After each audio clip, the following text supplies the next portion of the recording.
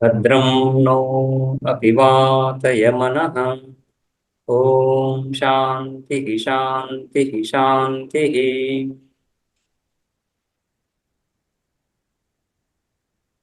ఇప్పుడు మనము 9వ శ్లోకం చూస్తున్నాము, దక్షిణామూర్తి స్తోత్రం. సో ఇందులో ఉపాసన ఉపాసన మనకు ఉపాసనా దృష్టి లేదా ఒక విశ్వరూప దృష్టి. సామాన్యంగా మనము జగత్తుని భిన్న భిన్నంగా, ఖండఖండాలుగా, వివిధ వివిధ వస్తువులుగా నానాత్మకంగా చూస్తూ ఉంటాం. ఆ నానాత్మకంగా చూడడానికి ప్రధాన కారణం అజ్ఞానం. ఆ అజ్ఞానం ద్వారా అహం ఇదం అనే ఆ విధంగా ఈ శరీరంలో దేహోహం, మనుష్యోహం, రైట్, దేహోహం అని చెప్పకపోయినా మనుష్యోహం అని అభివ్యక్తి ఉంది. అహం మనుష్య అనే ఒక భావన ఉంది. దేహంలో అహం అనేటువంటి దృఢ భావన ఉంది.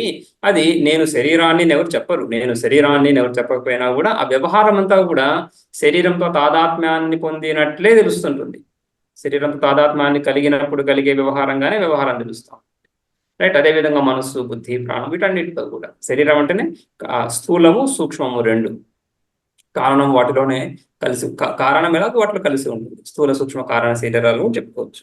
సో వాటితో తాదాత్మ్యము ద్వారా ఆ తాదాత్మ్యం కలిగినప్పుడు, ఆ తాదాత్మ్యం అంటేనే ఒక పరిచ్ఛిన్న భావన, అహం అని ఒక పరిచ్ఛిన్న భావన కలిగిన తర్వాత ఆ పరిచ్ఛిన్న భావనతో జగత్తును చూసినప్పుడు ఎలా ఉంటుంది? పరిచ్ఛిన్నత అనే కళ్ళద్దాలను వేసుకొని చూసినట్లుగా అన్ని వస్తువులు పరిచ్ఛిన్నాలుగా, భిన్న భిన్నాలుగా, పరిచ్ఛిన్నాలుగా, ఖండఖండాలుగానే, వివిధ వివిధ విషయాలుగానే కనిపిస్తాయి. కానీ ఇదంతా ఒకటి అనేటువంటి భావన రాదు. సహజంగా స్వాభావికంగా జన్మతః ఆ భావన రావటం లేదు. అది ఒకవేళ ఆ భావనలు కలగాలంటే ప్రయత్నపూర్వకంగానే కలగాల్సి. ఆ ప్రయత్నము ఇది విశ్వరూప ఒక విరాట్ ఉపాసన. విశ్వం, విశ్వం అంటేనే సర్వం అని అర్థం. విశ్వం, సర్వం రెండు శబ్దాలు పర్యాయవాచకాలు. ఎందుకంటే విష్ణు సహస్రనామాల్లో కూడా మొట్టమొదటి పేరు విశ్వం.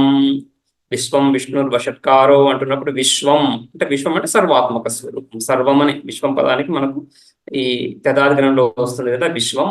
విశ్వం అంటే అర్థం కూడా అక్కడ కూడా సర్వం అని చెప్పుకుంటాం, రైట్. ఈ సంపూర్ణ ప్రపంచము ఆ పరమాత్మయే అని ఆ విధంగా ఆ దృష్టి కలుగుతున్నప్పుడు ఈ సంపూర్ణ ప్రపంచంలో ఒకటి, ఒక విషయము, ఇదంతా ఒక తత్వము అనే భావన కలుగుతా ఉంది కదా. ఆ దృష్టిని ప్రయత్నపూర్వకంగా అలవర్చు, ఆ విధంగా జగత్తును చూడడానికి ప్రయత్నించడం. ఇదంతా ఒకటి అని చూస్తున్నప్పుడు కూడా మళ్ళీ ఈ జగత్తంతా కూడా నాకు విలక్షణంగా, వేరుగా, నా ఎదురుగా ఉన్నటువంటి ఒక వస్తువు అని కాకుండా, అలా కాకుండా అందులో నేను భాగము, ఆ జగత్తులోనే నేను అని ఈ విధంగా తనతో పాటుగా సంపూర్ణ జగత్తుని ఒక తత్వంగా చూడడం. తనతో పాటుగా జీవుడు ఈ జగత్తు, ఈ రెండిటికి ఒక మధ్యలో ఒక భేదాన్ని కల్పించకుండా, రైట్, ఇదంతా కూడా ఒక అంశం, ఒక విషయము, ఒక తత్వంగా పరీక్షించడం, గమనించడం, గ్రహించడం, రైట్. దాన్ని ఉపాసన. ఆ విధంగా చింతన. ఉపాసన అంటున్నప్పుడు చిత్తవృత్తి ప్రవాహం అని, చిత్తవృత్తి ప్రవాహం ఉపాసన. ఈ ధ్యానము, ఉపాసన, వీటి నిర్వచనం ఈ విధంగా, ధ్యానానికి నిర్వచనం ఈ విధంగా చెప్తున్నారు. యోగ శాస్త్రంలో కూడా మిగతా అన్ని సర్వత్ర ఇదే నిర్వచనాన్ని ఇస్తున్నారు. ఏమని? విజాతీయ వృత్తి తిరస్కృత సజాతీయ వృత్తి ప్రవాహము.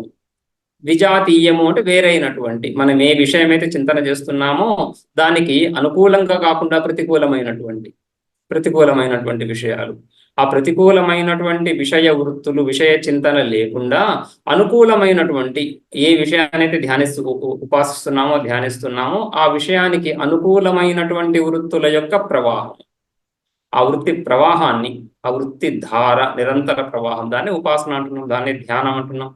అందుకనే ధ్యానం అనే పదం కూడా ధ్యై ధాతువు నుంచి వస్తూ ఉంది. ధ్యై ధాతువుకి ధ్యై చింతాయాం, చింతన, విచారము. చింతన సరే, విచారానికి చింతనకి కొద్దిగా తేడా ఉంటుంది. విచారము అంటున్నప్పుడు విధంగా పృథక్కరణం, ఆత్మ అనాత్మ, ఈ రెండింటిని విచారించి తెలుసుకోవడం, అది విచారం అవుతుంది. చింతన అంటున్నప్పుడు ఒక విషయం గురించి ఆలోచన, ఒక విషయం గురించి ఒక వృత్తి ప్రవాహం.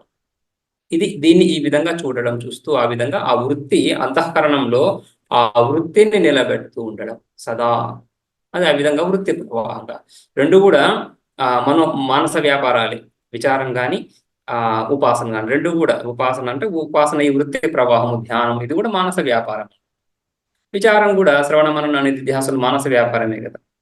కానీ అక్కడ శ్రవణ మనన నిధిధ్యాసనలు మానస వ్యాపారం అది జ్ఞానం వైపు తీసుకువెళ్తాం. సమ్యక్ జ్ఞానం, స్వరూప జ్ఞానం, ఐక్య జ్ఞానం, ఐక్యబోధ జీవుడి స్వభావానికి సాక్షాత్తుగా తీసుకువెళ్తాం. ఉపాసన అలా కాకుండా, ఉపాసన ఏదైతే శాస్త్రం చెప్తుందో, ఆగమం శాస్త్రం ఏదైతే ఏ విధంగా చింతన చేయమని ఉపదేశించిందో ఆ భావనని బుద్ధిలో నిలబెడుతూ బుద్ధి క్రమేపీ ఉపాస్య స్వరూపాన్ని సంతరించుకుంటా ఉంది, ఉపాస్య రూపాన్ని పొందుతా ఉంది. ఉపాసకుడు ఉపాస్యము అని భేదం ఉంది ఉపాసనలో. రైట్, ఉపాసక ఉపాస్య భేదం ఉంది. ఆ భేదం ద్వారానే, భేదంలోనే ఉపాసన ఆరంభం అవుతుంది. కానీ దాని యొక్క కంక్లూజన్, నిగమనం, రైట్, దాని చరితార్థత ఎక్కడుంటా ఉంది, దాని ఫలం ఎక్కడుంటా ఉంది, ఉపాస్య రూపాన్ని సంతరించుకోవడం. ఉపాసక భావం, ఉపాస్య భేదాన్ని విస్మరించి ఉపాస్య స్వరూపాన్ని, బుద్ధి ఉపాస్య స్వరూపాన్ని ధరించడం ఉపాసనా ఫలం. ఆ విధంగా ఇక్కడ ఉంటూనే ఆ ఉపాస్య ఆ దేవత ఇత్యాది స్వరూపాన్ని ఉపాసించి ఉపాస్య స్వరూపాన్ని ఇక్కడ బుద్ధిలో నిలబెట్టి దానితో తాదాత్మ్యాన్ని ఇక్కడ భావనా బలం చేత పొందుతున్నాడు. ఉపాసనా కాలంలో భావనా బలం, భావన అంటే ఆ విధంగా వృత్తి ప్రవాహమే. వృత్తి ప్రవాహము, తజ్జన్య సంస్కారము, తద్బలం చేత ఆ దేవత ఐక్యాన్ని ఇక్కడ పొందుతూ, ఇక్కడ ఆ విధంగా భావనా బలం చేత పొందుతూ ఆ తర్వాత ఆయా లోకాలలో ఆయా దేవతా స్వరూపాన్ని పొందడం అనేది సామాన్యంగా ఉపాసన యొక్క లక్షణం. ఆ విధంగా చెప్పుకుంటాం కదా. ఉపాసకుడు ఉపాస్యము భేదము, తర్వాత ఉపాస్య చింతన, తర్వాత ఉపాస్య స్వరూపాన్ని లేదా ఉపాస్య లోకాన్ని పొందడం అనేది. అయితే ఇక్కడ మనం చూస్తున్నటువంటి ఉపాసన ఇది కూడా ఆ లక్షణాలు కలిగినప్పటికీ కొద్దిగా భేదం ఉంది. ఇక్కడ ఉపాసన ఏదో లోకాన్ని పొందడానికి అలా కాకుండా చిత్తశుద్ధిని సాక్షాత్తుగా ఉద్దేశిస్తూ చెప్తున్నటువంటి ఉపాసన.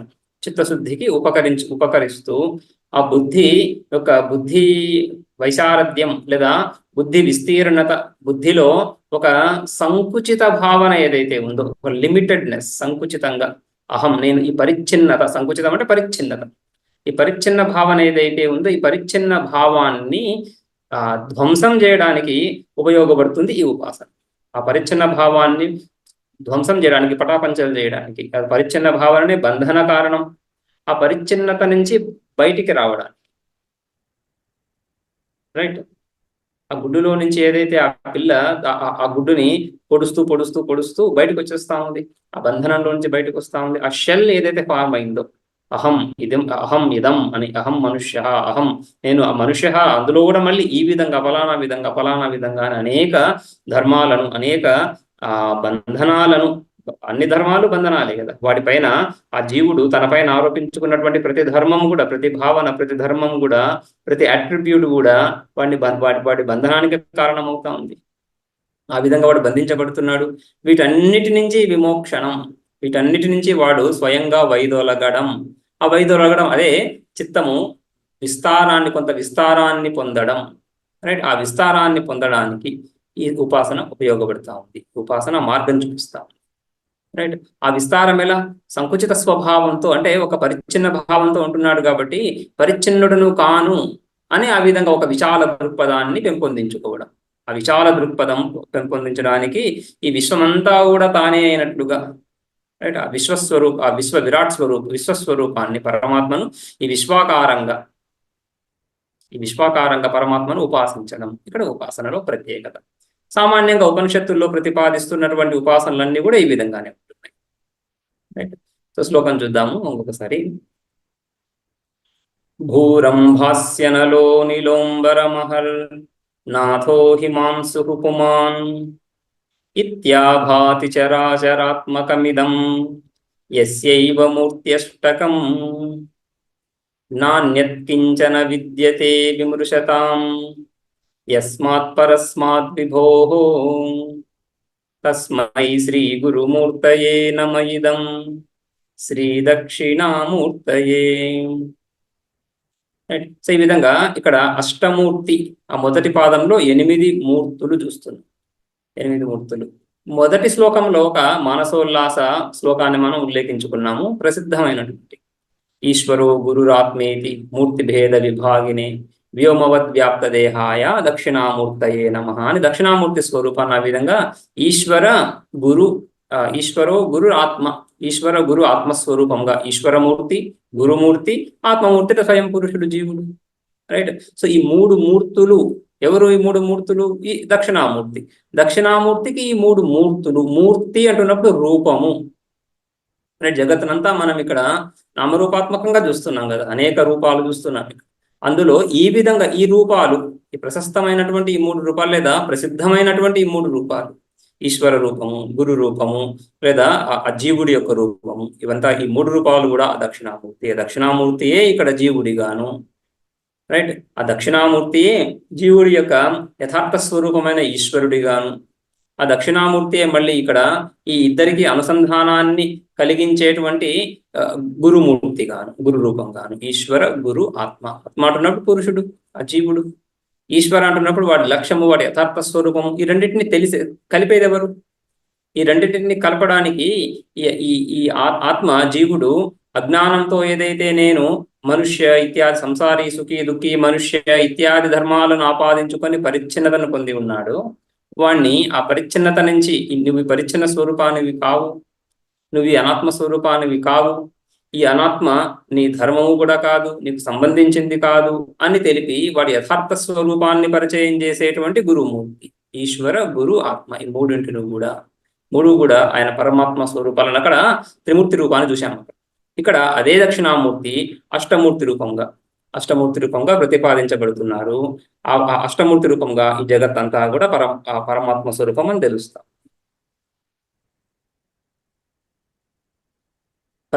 భారతీయ దర్శనాల్లో, ద్వైత దర్శనాల్లో కూడా ద్వైత దర్శనాల్లో కూడా అని చెప్పచ్చు. ఈ ఈశ్వరుని గురించి చర్చిస్తున్నప్పుడు ఈశ్వరుణ్ణి మనం ఇక్కడ ఈ 2 పదాలతో చెప్పుకుంటాం. ఇమ్మనెంట్, ట్రాన్సెండెంట్ అని. Immanent and transcendent. ఇమ్మనెంట్ అంటే ఇక్కడంతా సర్వవ్యాపకమై అనుగతంగా సంపూర్ణ ప్రపంచంలో అణువణువున వ్యాపించి ఉన్నాడు. అణువణువున నీ బుద్ధి ఎక్కడెక్కడికైతే వెళ్తాందో అక్కడంతా కూడా పరమాత్మ వ్యాపించి ఉన్నాడు.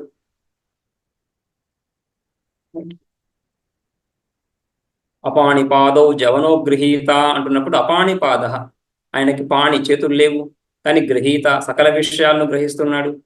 అపాద పాదాలు లేవు కానీ జవన జూ వేగో ధాతు. రైట్. సో జవన అంటే అత్యంత వేగాన్ని కలిగి ఉన్నటువంటి వాడు అని. అత్యంత వేగాన్ని కలిగి ఉన్నటువంటి వాడు సకల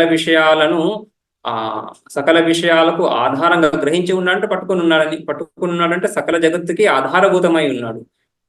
ఈ పాణిపాదాలు కర్మేంద్రియాలు లేకపోయినా కూడా, అదేవిధంగా జ్ఞానేంద్రియాలు కర్మేంద్రియాలు మనస్సు ఇవేవి లేకున్నా కూడా సకల వ్యవహారాలను నడుపుతున్నాడు. ఎలా? సర్వత్ర వ్యాపించి ఉండడం చేత. అంతే కదా. సర్వత్ర వ్యాపించి ఉండడం చేత ఏ ఇంద్రియము ఏ దిశకు ఏ విషయాన్ని గ్రహించడానికి ఎటు వెళ్తున్నా కూడా అక్కడ ఆ విషయాన్ని ప్రకాశింపజేస్తున్నటువంటి సాక్షి చైతన్యం అక్కడ ఉంది. ఇంద్రియము అక్కడికి వెళ్లే కంటే మునుపే అక్కడ చైతన్యం ఆ వస్తువుని ప్రకాశింపజేస్తా ఉంది, ఆ వస్తువుకు సత్తాస్ఫూర్తినిస్తా ఉంది. సో ఇంద్రియాలు వేగవంతాలా, ఆ ఇంద్రియాలు ఆ వస్తువును చేరే కంటే ముందే అక్కడ ఉన్నటువంటి ఆ ఈశ్వర స్వరూపం చైతన్య స్వరూపం వేగవంతమా? ఆ విధంగా ఇంద్రియాల కంటే కూడా వేగవంతమైనటువంటిది. అదేవిధంగా మనస్సు ఏ విషయాలను ఆలోచిస్తుందో, మనస్సు చాలా వేగంగా చాలా తీవ్రంగా ఇటు వెళ్తుంది అంటున్నాం. రైట్. మనస్సు యొక్క వేగము అమిత వేగం అది. అయినా కూడా అది ఏ విషయాన్ని అయితే విచారించడానికి వెళుతూ ఉందో ఆ విషయాన్ని అక్కడ ప్రకాశింపజేస్తూ సత్తాస్ఫూర్తులను కలిగిస్తూ ఎవరు ఆ వస్తువుని నిలబెడుతున్నారు, ఎవరు ఆ వస్తువును ధరిస్తున్నారు, దానికి ధారణ, ఆ వస్తువుకి ధారణ ఎవరి ద్వారా కలుగుతా ఉంది? మనస్సు ద్వారా కదా. మనస్సు ఆ విషయాకారాన్ని పొందడానికి మునిపే అక్కడ విషయం ఉంది. ఆ సత్తాస్ఫూర్తి అంతా కూడా ఆ చైతన్య స్వరూపం ద్వారా అని ఆ విధంగా అనుగతంగా, సర్వత్ర అనుగతంగా, అది ఇమ్మనెన్స్ అంటే సర్వవ్యాపకం, అణువునా వ్యాపించి ఉన్నటువంటి. అణువునా వ్యాపించి ఉన్నప్పుడు ఈ సంపూర్ణ సంసారం ఏదైతే ఉందో ఈ ధర్మాలతో ప్రభావితమై ఈ ధర్మాలతో కలుషితమై, ఎందుకంటే ఈ సంసారాన్ని దుఃఖమయంగా చూస్తాం, దుఃఖమయంగా శాస్త్రం చెప్తా ఉంది, దుఃఖమయంగా చూడమని శాస్త్రం, దుఃఖమయంగా తెలుసుకోమని శాస్త్రం ఉపదేశిస్తా ఉంది కూడా, రైట్. ఈ సంసారం దుఃఖమయమని ఉపదేశము. ఆ విధంగా దోష దర్శనం చూస్తున్నప్పుడు, ఈ జగత్తులో ఉన్న విషయాల్లో దోషాలు క్షణికము, పరిచ్ఛిన్నము, జడము అని చూస్తున్నప్పుడు ఆ దోషాలు తెలుస్తున్నాయి, రైట్. ఆ దోష దృష్టిని ఉపదేశిస్తా ఉంది శాస్త్రం. అటువంటి సంసారంలో వ్యాపించి దానితో సంపూర్ణంగా మమేకమైపోయి ఉంటే ఆ ధర్మాలన్నీ పరమాత్మ యందు కూడా ఆపాదించబడి కలుషితమైపోతున్నాడు, రైట్. అదే సమస్య. ఆ సమస్యను పరిష్కరించడానికే ఇతర మతాలు ప్రాయ పరమాత్మను ట్రాన్సెండెంట్ గా మాత్రమే ప్రతిపాదిస్తాయి. ఈ సంసారానికి సంబంధం లేదు, సంసారం అనేది కలుషితము కాబట్టి దీంట్లో ప్రవేశము లేదు అని చెప్పడానికి ప్రయత్నం చేస్తాయి. కానీ ఇక్కడ మనం అలా కాకుండా, ఈయన సర్వత్ర అనుగతంగా పరమాత్మ, ఇక్కడే లోకల్ గా పరమాత్మ సర్వత్ర అనుగతంగా ఉంటూ కూడా ఈ సంసార ధర్మాలతో సంబంధించి లేడు. అసంగోహి అయం పురుష అత్యత్తిష్ట దశాంగుళం, రైట్. ఈ జగత్తంతా కూడా అతిక్రమించి ఉన్నాడు. దశాంగుళం అంటే దశేంద్రియాలని చెప్తూ ఇంద్రియ విషయం కావటం లేదు. ఇంద్రియ అన్నిటికీ ఆధారభూతంగా ఉంటూ ఇంద్రియ విషయం అవ్వటం లేదు. అంటే ఇంద్రియ విషయాలతో సమానంగా ఒక విషయం అవ్వటం లే. సకలేంద్రియ విషయాలను ప్రకాశింపజేస్తున్నాడు, సకలేంద్రియ విషయాలకు ఆధారభూతంగా ఉన్నాడు, సకలేంద్రియ విషయాలకు సత్తాస్ఫూర్తినిస్తున్నాడు. కానీ వాటితో సమానంగా ఒక విషయం అవ్వటం లేదు. ఎప్పుడైతే ఇంద్రియ విషయాన్ని, శబ్దస్పర్శ రూప రసగంధాలని, అదేవిధంగా ఆయా ద్రవ్యాలను కూడా, రూపము నీలపీత హరిత రక్త ఇత్యాది వర్ణాల రూపం అంటున్నాము. రూపి అంటున్నప్పుడు నీల ఘటం, అది రూపి ద్రవ్యం, ఉత్పలం ద్రవ్యం. సో ఆ విధంగా ద్రవ్యాలని, గుణాలను అన్నింటినీ కూడా ఇంద్రియాలు గ్రహిస్తున్నాయి.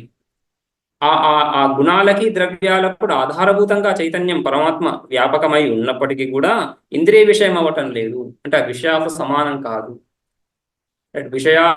విషయాలు ఆయన అధీనంలో ఉన్నాయి, విషయాలు పరాధీనాలు, పరమాత్మ స్వాధీన స్వరూపము, స్వతంత్ర స్వరూపము అని. ఆ విధంగా ఆ ట్రాన్సెండెన్స్ కూడా, అసంగత, సర్వవ్యాపకత్వము, అసంగత్వము, రెండు ధర్మాలు మనం చెప్పుకుంటున్నాం, రైట్. ఆ సర్వవ్యాపకత్వం చెప్పుకుంటున్నప్పుడు ఈ జగత్తునంతటిని మనము పంచభూతాలుగా సంక్షేపంగా చూస్తున్నాం, రైట్. వీటంటే ఈ జగత్తునంతా కూడా రెడ్యూస్ చేస్తూ వెళ్తే పంచభూతాలని చెప్పి, జగత్తంతా కూడా పంచభౌతికం.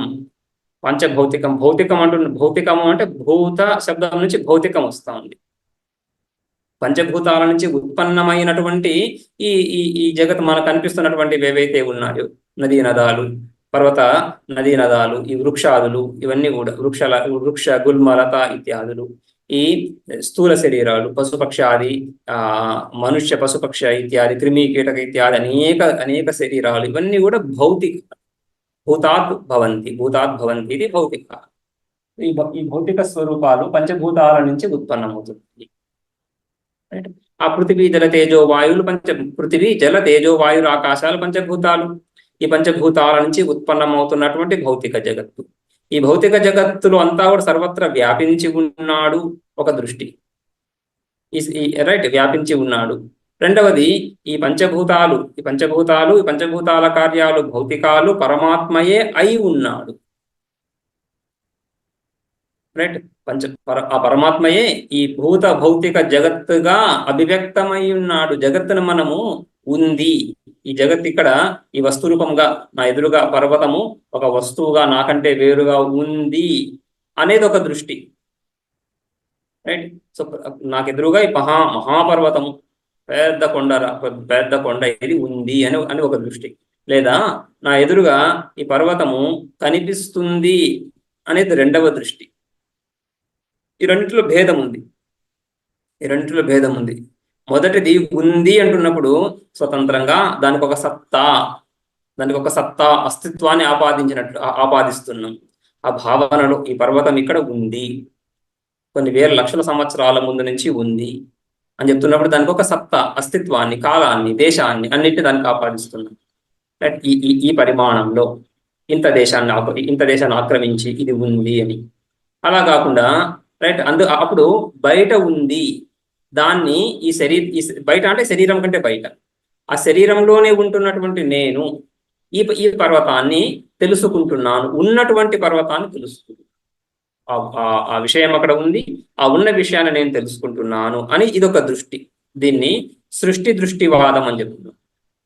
సృష్టి దృష్టివాదం అంటున్నప్పుడు సృష్టి ఉంది, సృష్టించబడి సృష్టి ఉంది, ఆ ఉన్న సృష్టిని అంటే నేను చూడడానికి ముందే ఉన్నటువంటి సృష్టిని నా జ్ఞానేంద్రియాల ద్వారాను, కర్మేంద్రియాల ద్వారాను, అంతఃకరణం ద్వారాను వ్యవహరిస్తున్నాను, వాటితో వ్యవహారాన్ని పొందుతున్నాను. రైట్. సో ఇది సృష్టి దృష్టివాదం. మన జ్ఞానేంద్రియ వ్యాపారానికంటే ముందు, కర్మేంద్రియ వ్యాపారానికంటే ముందు అక్కడ ఒక జగత్తు ఉంది. రైట్. అది తెలుసుకునేకి ముందే, తెలియడానికి ముందే అక్కడ వస్తువు ఉంది అనే దృష్టి స్వతంత్రంగా ఉంది. అప్పుడు దాన్ని మనము అజ్ఞాన కార్యమని, రైట్, ఆ ఆత్మ ఈ సచ్చిదానంద స్వరూపం ఎందు ఒక అజ్ఞానము, ఆ అజ్ఞానం ఆ విధంగా పరిణామాన్ని పొందిందని దానికి ఒక వ్యవస్థ అంతా కూడా, మళ్ళీ ఆ సృష్టి దృష్టివాదానికి ఒక వ్యవస్థ. అప్పుడు ఆ అజ్ఞానము ఈ జగత్తుకి ఉపాదాన కారణం, పరమాత్మ చైతన్యం నిమిత్త కారణం అని. ఆ విధంగా ఈశ్వరుడు ఈ అజ్ఞానము అంటే మాయాశక్తి, తర్వాత చైతన్యము రెండు కలిగినటువంటి వాడు కాబట్టి ఆ ఈశ్వరుడే ఉపాదాన కారణము, తన ఉపాధి మాయా ద్వారా. ఈశ్వరుడే నిమిత్త కారణము, స్వయం చైతన్య స్వరూపుడే నిమిత్త కారణము. ఆ విధంగా ఈశ్వరుడే నిమిత్త కారణము, ఈశ్వరుడే ఉపాదాన కారణం కాబట్టి ఈశ్వరుణ్ణి అభిన్న నిమిత్త ఉపాదాన కారణం అని చెప్పి అది ఒక సృష్టి దృష్టివాదం అని అదొక పద్ధతి. రైట్. రెండవ దృష్టి కూడా ఈ జగత్తుని రెండవ దృష్టిలో చూడొచ్చు. ఏమని? ఈ జగత్తు ఈ విధంగా కనిపిస్తా ఉంది, ఈ పర్వతం ఇక్కడ కనిపిస్తా ఉంది, ఇందులో లేదు అని చెప్పటంలే. ముందు చెప్పినప్పుడు ఉంది, పర్వతం ఉంది అంటున్నాం కదా, ఆ ఉంది అనే దాన్ని ఇక్కడ నిషేధించి లేదు అని చెప్పటంలే, పర్వతం లేనే లేదు అని చెప్పటం. కానీ ఆ ఉంది అనేటువంటి దాంట్లో ఉన్నటువంటి ఒక స్వాతంత్ర్యం ఏదైతే ఆ పర్వతానికి, ఆ వస్తువుకి ఆపాదించామో ఆ స్వాతంత్ర్యం ఇక్కడ ఈ దృష్టిలో ఆపాదించటం లేదు. జగత్తును ఆ విధంగా చూడటం లేదు. ఆ విధంగా చూడకుండా ఇక్కడ కనిపిస్తుంది అని మాత్రం చూస్తుంది. ఈ పర్వతం ఈ విధంగా నాకు కనిపిస్తా ఉంది, ఉందా లేదా ఆ చర్చ లేదు. రైట్. సో ఒక స్వాతంత్ర్యాన్ని దానికి ఆపాదించకుండా కనిపిస్తా ఉంది అంటున్నప్పుడు అది సాక్షికి విషయమై సాక్ష్యం అవుతా ఉంది కాబట్టి ఒక డిపెండెన్స్ ఆ వాక్యంలోనే కనిపిస్తా ఉంది అంటున్నప్పుడే నేను చూచేవాడను, ప్రధాన తత్వాన్ని, ఇది నాకు కనిపిస్తున్నటువంటి విషయము అప్రధానము, గౌణమైపోతా ఉంది. ఈక్షణ క్రియలో అది గౌణమైపోయింది. రైట్. అది శేషి అవుతా ఉంది, డిపెండ్ అయిపోయింది. శేషము నేను, అది శేషం అయిపోయింది. శేషి నేను, రైట్, ద్రష్టను. నాకు అది ఒక ఆ దర్శనానికి ఒక విషయం మాత్రమే అయిపోయి ఆ విధంగా విశేషణ భావాన్ని, గౌణ భావాన్ని పొందుతాం. అది దీన్ని దృష్టి సృష్టివాదము. దృష్టి ఎప్పుడైతే దర్శనం కలుగుతా ఉందో, జ్ఞానం కలుగుతా ఉందో, దాని జ్ఞానం కలుగుతా ఉందో ఆ కాంటెక్స్ట్ లో, ఆ సందర్భంలో ఆ వస్తువు యొక్క చర్చ, రైట్, దాంతో వ్యవహరిస్తున్నప్పుడు, ఆ జ్ఞానం కలుగుతున్నప్పుడు, ఆ విషయాన్ని మనం వీక్షిస్తున్నప్పుడు దాన్ని మనం గమనిస్తున్నాము. దాని యొక్క చర్చ అది బుద్ధిలోకి వచ్చింది. రైట్. సో ఇందులో స్వతంత్ర సత్తా దానికి ఇవ్వటంలే. రైట్. సో ఇక్కడ ఈ విధంగా చూస్తున్నప్పుడు పరమాత్మయే, ఆ చైతన్యమే ఈ విధంగా పర్వతాకారంగా అగుపిస్తున్నాడు అని ఆ విధంగా సులభంగా చెప్పచ్చు. పరమాత్మయే ఈ విధంగా ఈ మన ఎదురుగా కనిపిస్తున్నటువంటి వస్తువులు ఏవైతే ఉన్నాయో ఈ విధంగా ఆయన దర్శనమిస్తున్నాడు, ఈ విధంగా ఆయన ప్రకాశిస్తున్నాడు అని. శృతి వాక్యాలు కూడా దానికి అనుకూలంగానే ఉన్నాయి. తస్మాద్వాయ తస్మాదాత్మన ఆకాశ సంభూత అంటున్నప్పుడు ఆకాశము తస్మాద్వాయే తస్మాత్ అంటే పరోక్ష పరమాత్మ ఈశ్వరుడు. ఏ తస్మాత్ ఈ అంటున్నప్పుడు ఆత్మస్వరూపము, చైతన్య స్వరూపము, ఈ చైతన్య స్వరూపము, ఈ చైతన్య స్వరూపం. ఇక్కడ జగత్ ఏదైతే మనకు కనిపిస్తా ఉందో సన్నిధిలో, సమక్షంలో కనిపిస్తా ఉంది.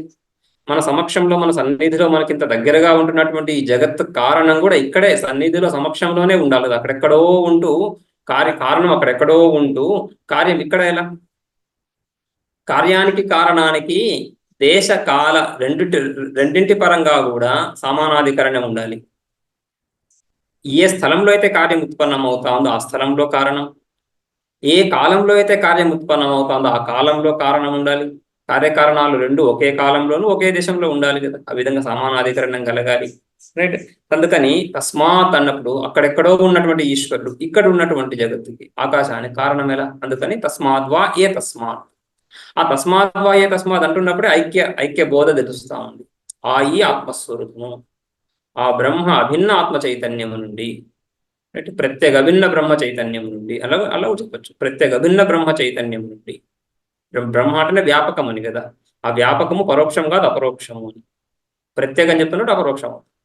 ఈ చైతన్యం నుండి ఆకాశం ఉత్పన్నమవుతున్నప్పుడు ఆ ఆకాశం ఎవరు? ఈ పరమాత్మయే ఈ విధంగా ఆకాశ రూపంగా అభివ్యక్తమయ్యాడు. అదే విధంగా అంబస్ జల రూపంగా కూడా పరమాత్మయే అభివ్యక్తమయ్యాడు. భూహు, ఈ జగత్తును కూడా భువస్వహ అంటున్నప్పుడు, భూహు అంటున్నప్పుడు ఈ లోకం అంతా కూడా. ఈ లోకం అంటే కేవలం ఈ పృథివీ, ఈ గోళం, ఈ పృథివీ గోళం ఏదైతే, గ్లోబ్ ఏదైతే ఉందో అదేం చెప్పటం లేదు మనం. మన బ్లూ ప్లానెట్ పృథివీ అది మాత్రమే భూ అని చెప్తుంది. భూ అంటే పృథివీ. పృథివీ అంటున్నప్పుడు ఈ మ్యాటర్ అంతా కూడా ఎక్కడెక్కడ ఈ ఈ ఈ 14 భువనాలు అనేది అయితే అంటున్నామో, చతుర్దశ భువనాలు, రైట్. భూలోకం కింద 7 లోకాలు ఉన్నాయని పురాణ ప్రతీతి పురాణాల్లో, కొంత కొంత ఉపనిషత్తుల్లో కూడా ఈ విషయాలు అక్కడక్కడ వస్తూ ఉంటాయి. అతల, వితల, సుతల, తలాతల, రసాతల, మహాతల, పాతాళ అని 7 లోకాలు కింద. అదేవిధంగా పృథివీతో పాటుగా పైన కూడా 7 లోకాలు. భూర్లోక, భువర్లోక, సువర్లోక, మహర్లోక, జనలోక, తపోలోక, సత్యలోక అని ఆ విధంగా 7 లోకాలు పైన, 7 పైన 7 కింద 14 లోకాలు. ఈ పైన కింద అంటున్నప్పుడు ఒక స్పేషియల్ గా పైన కింద అని చెప్పుకోవాల్సిన అవసరం లేదు. ఇవి ఉత్కృష్ట లోకాలు. ఏ విధంగా అయితే గీతలో కూడా ఊర్ధ్వమూల మదశాఖం అశ్వత్థం ప్రాహురవ్యం అని చెప్తున్నప్పుడు, రైట్, కటంలో కూడా వస్తుంది ఊర్ధ్వమూలు అవాక్షాఖ అని. అక్కడ ఊర్ధ్వం అంటే పైన అని చెప్తున్నాము. పైన అంటే పై దిశలో అని కాదు కదా. ఊర్ధ్వం అంటే శ్రేష్టం. ఊర్ధ్వం అంటే శ్రేష్టమైనటువంటి, సూక్ష్మమైనటువంటిది, కారణమైనటువంటిది, ఆధారమైనటువంటిది, ఆ విధంగా అర్థం చెప్తుంది. అదేవిధంగా ఇక్కడ కూడా లోకాల్లో కూడా ఊర్ధ్వం అంటున్నప్పుడు సూక్ష్మమైనటువంటి, శ్రేష్టమైనటువంటి దేవతా లోకాలు, పై లోకాలని, పుణ్యలోకాలు, లేదు దేవతా లోకాలకు పైన పుణ్యలోకాలు, పుణ్యకర్మకు సంబంధించినటువంటి లోకాలు ఊర్ధ్వ లోకాలు, సూక్ష్మమైనటువంటివి, సూక్ష్మ సుఖాలు కలిగినటువంటివి. అధో అంటే ఈ అధో లోకాలు పాపకర్మకు సంబంధించినటువంటి లోకాలుగానే చెప్పుకుంటూ ఉంటాం. సో ఆ విధంగా ఆ లోకాలను ఆ విధంగా చెప్తున్నాం కదా. అవన్నీ కూడా పృథివీ. భూ అంటున్నప్పుడు ఇదంతా కూడా, రైట్. భూ తర్వాత అంబస్ అంటున్నప్పుడు జలాలు సర్వత్ర. ఈ ఈ 14 భువనాల్లో కూడా ఈ జలము వ్యాపించి ఉంది అని. ఈ మహాభూతాలు అన్నప్పుడు ఒకసారి చెప్పుకున్నాం కదా మనము, మహత్ అనే శబ్దం వస్తా ఉంది అక్కడ. మహాభూతం, పంచమహాభూతాలు, పంచ ఆట సంఖ్య, 5 సంఖ్య, పంచమహాభూతాలు, మహత్తే మహా అయిపోతాం, రైట్. మహత్ భూతం అంటున్నప్పుడు అత్తకారం అక్కడ దీర్ఘం వచ్చి మహాభూతం. మహత్ ఏంటిది అక్కడ? మహత్వం ఏంటి? వ్యాపకము. ఈ బ్రహ్మాండం అంతా వ్యాపించినటువంటిది అని. అందుకనే పరిచ్ఛిన్నంగా మన మన కాళ్ళ కింద ఉన్నటువంటి పృథివీ మాత్రమే, భూమి మాత్రమే చెప్పడానికి వీల్లేదు. అక్కడ భూ అంటున్నాడు. మహాభూతం కదా, సర్వత్రా వ్యాపించి ఉన్నటువంటి. ఏ విధంగా అయితే పరమాత్మ వ్యాపక స్వరూపం అంటున్నామో, పరమాత్మ వలె వ్యాపకం కానప్పటికీ కూడా ఈ పృథివీ ఇత్యాదులు వ్యాపకాలే. పరమాత్మ వీటన్నిటికంటే కూడా వ్యాపక స్వరూపము. లేదా పరమాత్మయే, ఆ వ్యాపక స్వరూపమైన పరమాత్మయే ఈ భూ అనేటువంటి ఒక ధర్మాన్ని, పృథివీత్వ ధర్మాన్ని పొంది సగుణంగా, ఆ నిర్గుణ చైతన్యాన్ని మనం సగుణంగా తీసుకొని ఉపాసన చెప్పుకుంటాము. సర్వత్రా ఎక్కడ ఉపాసన చెప్పుకున్నా కూడా ఆ పరమాత్మ యందు కించిత్ గుణాలను ఆరోపించే ఆ ఉపాసన చెప్పుకుంటాం. ఇక్కడ కూడా అదే విధంగా పృథివీత్వం, ఆ పృథివీ, ఆ జడత్వం, పృథివీత్వం, జడత్వం అంటున్నప్పుడు దృశ్యత్వం ఇత్యాది ధర్మాలను ఆపాదించి, రైట్, పృథివీ రూపంగా అంబస్. ఈ పృథివీ కంటే కూడా సూక్ష్మంగా ఉంటుంది జలాలు, రైట్. అందుకనే భూమిలో కూడా ఇంకిపోతూ కూడా ఉంటున్నాయి నీళ్లు. సూక్ష్మమైన విషయము స్థూలాన్ని వ్యాపించి ఉంటుంది కదా. పృథివీని కూడా వ్యాపించి జలము. ఇది కూడా కేవలం సముద్రాల్లోనూ, నదుల్లోనూ, మన ఇంట్లో కుండలోనూ అంత మాత్రమే కాదు. నీళ్లు కూడా సర్వత్రా ఈ బ్రహ్మాండం అంతా కూడా వ్యాపించి ఉంటుంది అని. అందుకనే మహాభూతం. మనం హ్యూమిడిటీ అంటున్నాం. హ్యూమిడిటీ అంటున్నాం, గాలిలో తేమ శాతం, రైట్, నీటి శాతం, తేమ శాతం అని చెప్తున్నప్పుడు అక్కడ ఇక్కడంతా వ్యాపించి ఉందని తెలుస్తా ఉంది. ఇదే విధంగా సర్వత్రా వ్యాపించి ఉన్నటువంటి పంచమహాభూతం అంబస్. అదేవిధంగా అనలహ, అనలహ అగ్ని. అగ్ని కూడా వ్యాపక స్వరూపం. కేవలం మనము స్టవ్ వెలిగించినప్పుడు మాత్రమే వచ్చేది అగ్ని. అది అగ్ని అవుతుంది ఈ కర్రలు వెలిగించినప్పుడు. కానీ వెలిగేటువంటి అగ్ని ఎక్కడి నుంచి వస్తా ఉంది? రైట్, అగ్ని, ఈ కర్రలు అగ్నిని పుట్టిస్తున్నాయా? ఎక్కడి నుంచి వస్తా ఉంది? ఆ మహాతేజస్సు ఏదైతే ఉందో, సర్వవ్యాపకమైనటువంటి పంచభూతాలలో ఒకటైనటువంటి సర్వత్ర వ్యాపించినటువంటి ఆ తేజస్సు, ఆ ఉపాధి, ఆ కండిషన్స్, నెసెసరీ కండిషన్స్ అన్నీ కూడా, రైట్, అవన్నీ సంభవించినప్పుడు, ఒక చోట చేరినప్పుడు అభివ్యక్తం అవుతా ఉంది. ఆ మహాతేజస్సు ఒక రూపాన్ని సంతరించుకొని ఒక విశేష రూపంగా, ఒక పరిచ్ఛిన్న విశేష రూపంగా అభివ్యక్తం అవుతా ఉంది. ఆ విధంగా అనలహ అగ్ని కూడా వ్యాపక స్వరూపమే. ఆ అగ్ని కూడా ఈ పరమాత్మ స్వరూపమే. పరమాత్మకే ఇవన్నీ కూడా 8 మూర్తులు. అగ్నికి పృథ్వీకి ఒక మూర్తి ఆకృతి రూపం ఉంది. ఈ విధంగా అంటే ఏ నిరాకార నిర్గుణ చైతన్య స్వరూపం ఏదైతే ఉందో, ఏదైతే ఈ నిర్గుణ నిరాకార చైతన్య స్వరూపం ఏదైతే ఉందో, ఈ చైతన్య స్వరూపాన్ని ఈ చర్మచక్షుల ద్వారా మనం చూడలేము. మనస్సుకు అందనటువంటి రూపం అది, రైట్. సో అటువంటి ఆ పరమాత్మ స్వరూపంలో ఈ పృథివీ రూపంగా పరమాత్మను చూస్తున్నాం. దానికి శృతి సమర్థన కూడా ఉంది. తస్మాదాత్మన ఆకాశ సంభూత అని, రైట్. సో పరమాత్మయే ఈ విధంగా పృథివీగా, జలాలుగా, తేజస్సుగా ఆవిర్భవించాడు, ప్రకటమయ్యాడు. ఈ లోకాలన్నింటినీ ఆయన సృష్టించాడు, సృష్టించి మళ్ళీ ప్రవేశించాడు. తత్ సృష్ట్వా తదేవాను ప్రావిశత్, రైట్. వీటిని సృష్టించి ప్రవేశించాడంటే ఈయన ఎక్కడో బయట ఉండి వాటి లోపల ప్రవేశించాడు అని అర్థం చెప్పుకోవడం లేదు మనం, రైట్. ఎక్కడో బయట ఉండి వీటి లోపల ప్రవేశించాడు అని కాకుండా ఆ పరమాత్మ సర్వవ్యాపకమైన పరమాత్మ యందు ఈ జగత్తు అభివ్యక్తం అవుతుంది, రైట్. ఒక ఘటాన్ని నిర్మించిన తర్వాత ఆకాశం అందులో ప్రవేశిస్తుందా? ఆకాశం ఎందులో ఎక్కడైతే ఉందో అందులో ఘటం ఉత్పన్నం అవుతా ఉంది. సర్వవ్యాపకమైనటువంటి ఆకాశంలో ఘటం ఉత్పన్నం అవుతా ఉంది. ఘటం ఉత్పన్నం అయిన తర్వాత ఘటాకాశం అనే వ్యవహారం కలుగుతా ఉంది. ఆ ఘటాకాశం అనే వ్యవహారం కలుగుతున్నప్పుడు అయ్యో ఈ కుండలో కూడా ఆకాశం ఉందే అని తెలుస్తా ఉంది. అయితే ఈ కుండలోకి ఆకాశం ఎప్పుడు వచ్చింది అంటున్నప్పుడు అందులో ప్రవేశించింది ఘటం ఉత్పన్నమైనప్పుడు, లేదా ఘటాన్ని ఉత్పన్నం చేసి ఘటంలో ప్రవేశించింది అని పొయిటికల్ గా చెప్పుకోవచ్చు, రైట్. అంత మాత్రాన ఘటం కంటే వేరుగా ఉండి ఆకాశం ఘటంలో ప్రవేశించిందని కాదు కదా. అదేవిధంగా పరమాత్మలోనే ఈ జగత్తంతా కూడా ఆవిర్భూతం అవుతా ఉంది, అభివ్యక్తం అవుతా ఉంది. లేదా పరమాత్మయే ఈ జగత్ రూపంగా, ఆ మహాకాశమే ఘటము అనేటువంటి ఉపాధిని పొంది, ఆ ఉపాధితో ఒక సంబంధాన్ని పొంది, తాదాత్మ్యాన్ని పొంది ఘటాకాశంగా అభివ్యక్తమయ్యింది. మహాకాశమే ఘటాకాశంగా అభివ్యక్తమైంది. సో ఆ విధంగా ఆ ధర్మాన్ని, ఒక ధర్మాన్ని తీసుకొచ్చుకున్నది. ఏ ధర్మము? పరిచ్ఛిన్న ధర్మం. పరిచ్ఛిన్నమే ఆ ధర్మం. అది ఒక విశేష ఆకృతి ఏం చేసింది? మహాకాశాన్ని పరిచ్ఛిన్నం చేసింది.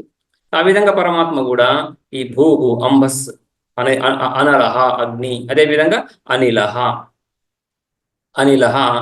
అంటున్నప్పుడు ఆ వాయువు, ఈ వాయువు బాహ్య దేశంలో ఉన్నప్పుడు వాయువని, శరీరంలో ఉంటున్నప్పుడు ప్రాణమని చెప్పుకుంటాం కదా. నమస్తే వాయో త్వమేవ ప్రత్యక్షం బ్రహ్మాసి, రైట్. త్వమేవ ప్రత్యక్షం బ్రహ్మాసి అని. ఆ విధంగా అనిలహ వాయు స్వరూపం. వాయువు సర్వవ్యాపకం అని మనకు సులభంగానే తెలుస్తాం. వాయువుని సర్వవ్యాపకంగానే సహజంగానే గుర్తిస్తాం. భూరంభాస్యనలహ, భూ అంభస్ అనల. ఇక్కడ దాకా మనకు వాటికి రూపం ఉంది. ఈ పంచభూతాలను మళ్ళీ పంచభూతాలు భౌతికాలన్నిటిని మూర్తామూర్తంగా విభజించి చూస్తాం.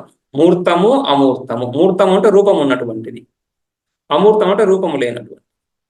ఈ విధంగా విభజించినప్పుడు పృథ్వీ జల తేజస్సులని మూర్త రూపాలుగా, మూర్త బ్రహ్మ, మూర్తామూర్త బ్రాహ్మణం అని బృహదారణ్యకంలో ఒక బ్రాహ్మణం, ఒక అధ్యాయంలో ఒక సెక్షన్, రైట్. సో అందులో మూర్తం అంటున్నప్పుడు ఈ 3 పృథ్వీ జల తేజస్సులు, వీటికి ఒక రూపం ఉంది కదా. రూపం ఉన్నప్పుడు సామాన్యంగా రూపీ ద్రవ్యాన్ని పరిచ్ఛిన్నంగా చూస్తాం. కుండ మన ముందు ఉంది, ఒక పరిచ్ఛిన్న రూపం ఉంది, పరిచ్ఛిన్నంగా. అందుకని పృథ్వీ జల తేజస్సులు పరిచ్ఛిన్నము అనేటువంటి భావన కలగడం సహజం, రైట్. కానీ అవి కూడా మహాభూతాలని చెప్పబడుతున్నాయి కాబట్టి వ్యాపకాలని చెప్పుకున్నాము. పరమాత్మయే, వ్యాపక పరమాత్మయే వాటి రూపంగా అవతరించాడు. కాబట్టి పరమాత్మ దృష్ట్యా అంటే పరమాత్మతో తులన చేసి చూసినప్పుడు పరిచ్ఛిన్నాలే అవుతాయి, పరిచ్ఛిన్నాలే అవుతాయి. కానీ మనం ఇక్కడ ఆ పరమాత్మను వీటి రూపంలో చూస్తున్నాం. పృథివీ రూపంలో, పృథివీ ఎక్కడెక్కడైతే ఉందో ఆ పృథివీ, రైట్, ఆ పృథివీకి నమస్కారము పరమాత్మ స్వరూపం అనే భావంతో చూస్తున్నాం. పరమాత్మ పరమాత్మ అనే భావంతో చూస్తున్నప్పుడు అక్కడ ఒక గౌరవ భావన, అక్కడ ఒక అపరిచ్ఛిన్న భావన, ఇది పరిచ్ఛిన్నం కాదు అనేటువంటి భావన, ఇది వ్యాపకం అనేటువంటి భావన, రైట్. ఆ దృష్టి బుద్ధిలోకి ఏం తీసుకొస్తా ఉంది? పరిచ్ఛిన్న అనేటువంటి భావన దృఢంగా ఉన్నటువంటి బుద్ధిలో ఈ నిరంతర ప్రయత్నం, ఇది అపరిచ్ఛిన్నము అనేటువంటి భావన ద్వారా చూస్తున్నప్పుడు ఈ పరిచ్ఛిన్న భావన తొలగి అణిగి అపరిచ్ఛిన్న భావన వెలుగులోకి వస్తా ఉంది, రైట్. బుద్ధి అపరిచ్ఛిన్నంగా వస్తువుని చూడడానికి సిద్ధమవుతా ఉంది, సంస్కృతం అవుతా ఉంది, తయారవుతా ఉంది, రైట్, యోగ్యతను పొందుతా ఉంది. ఈ ప్రపంచాన్ని ఈ అపరిచ్ఛిన్నంగా ఈ పరమాత్మని తన స్వరూపాన్ని అపరిచ్ఛిన్నంగా చూడడానికి ఈ పంచభూతాలను అపరిచ్ఛిన్నంగా చూస్తూ ఆ ప్రయత్నంలో ఒక ముందడుగు వేస్తా ఉంది. ఆ తర్వాత అనిల అంబరం అంటున్నప్పుడు వాయురాకాశాలను సామాన్యంగా సహజంగానే మనము అపరిచ్ఛిన్నంగానే చూస్తాం. అవి అపరిచ్ఛిన్నంగా ఆ విధంగా పరమాత్మ స్వరూపంగా చూస్తున్నాం. వాయురాకాశాలను కూడా అనిలో అంబరం, అనిలహ అంబరం, ఇవి కూడా ఆ విధంగా. ఇందులో మళ్ళీ గీతా ఇత్యాదుల్లో కూడా దశమాధ్యాయంలో కానీ ముందు అధ్యాయాల్లో కానీ చాలా చోట్ల పరమాత్మ కూడా రసోహమప్సు కౌంతేయ అంటున్నప్పుడు అప్సు రసహ అహం, ఈ జలాల్లో ఉండేటువంటి రసాన్ని నేను అంటున్నప్పుడు, రైట్. సో ఆ విధంగా ఈ జలాలు వీటిలో ఇవి పరమాత్మ స్వరూపాలే అని ఆ విధంగా మనకు అక్కడ తెలుస్తుంది. జలాలను సామాన్యంగా కారణ జలమని, రైట్, ఈ కారణ జలాల నుంచే సంపూర్ణ జగత్తు ఉత్పన్నమైందని వేద మంత్రాలు కూడా చాలా చాలా మనకు ఆ విధంగా చెప్తుంది. సో వీటన్నిటిలో కూడా పరమాత్మ స్వరూపాన్ని ఆ విధంగా ఇవన్నీ కూడా ఆ పరమాత్మ స్వరూపాలే అని, ఈశ్వరో గురురాత్మేతి ఎలాగైతే అక్కడ మూర్తిత్రయ స్వరూపం చూస్తున్నామో ఇక్కడ ఈ విధంగా పంచభూతాలు పరమాత్మ స్వరూపం. అదేవిధంగా అహర్నాథ, అహర్నాథ, అహర్ అంటున్నప్పుడు పగలు, ఆ పగటికి నాథ అధిపతి, ఆ పగలను సృష్టించేవాడు సూర్యుడు అహర్నాథ. ఆ పగటి పూట సకల వ్యవహారాలు ఆ ఈశ్వరుడు ఆ సూర్యనారాయణుడి సన్నిధిలోనే జరుగుతున్నాయి. ఇట్లా సోలార్ ఆర్బ్ ఏదైతే ఉందో ఆ ప్రకాశము, ఆ ప్రకాశక స్వరూపం సన్నిధిలోనే ఆయన, అందుకే ఆయనను కర్మసాక్షి అని. కర్మసాక్షి సకల కర్మలు ఏవైతే జరుగుతున్నాయో అవన్నీ కూడా ఆ సూర్యుడి యొక్క సన్నిధిలో, ఆదిత్యుడి యొక్క సన్నిధిలో జరుగుతున్నాయి. కాబట్టి ఆదిత్యుడు ఏమవుతున్నాడు? కర్మసాక్షి, కర్మకు సాక్షిగా ఉంటున్నాడు అహర్నాథ. ఆ కర్మ సాక్షిగా పరమాత్మ స్వరూపం, పరమాత్మ యొక్క ఒక మూర్తి.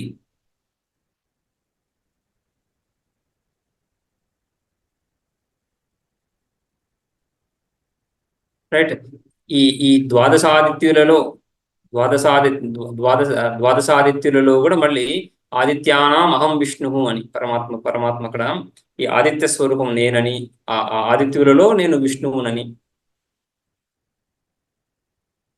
జ్యోతిషాం రవిరంశుమాన్, ఈ జ్యోతిష్యులలో ప్రకాశక స్వరూపాలలో అంశుమాన్ రవి అహమస్మి. ఈ ప్రకాశక